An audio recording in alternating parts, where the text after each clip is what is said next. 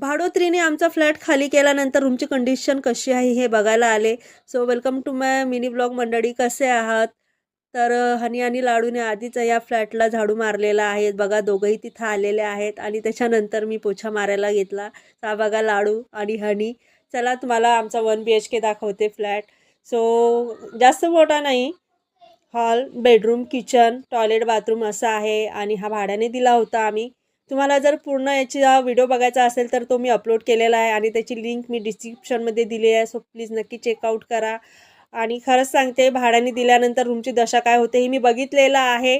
So but हे तसं आमच्या रूमसोबत काही झालेलं नाही. आमचा फ्लॅट व्यवस्थित आहे आणि आम्ही पण खाली आमचा एक स्वतःचा फ्लॅट आहे. आम्ही त्याच्यामध्ये राहतो आणि हा भाड्याने दिलेला आहे. स्वतःला स्वच्छ करायचा आहे. त्याच्यानंतर साफसफाई केली की याला छान कलर द्यायचा आहे आणि दिल्यानंतर तो रेडी भाड्याने देण्यासाठी.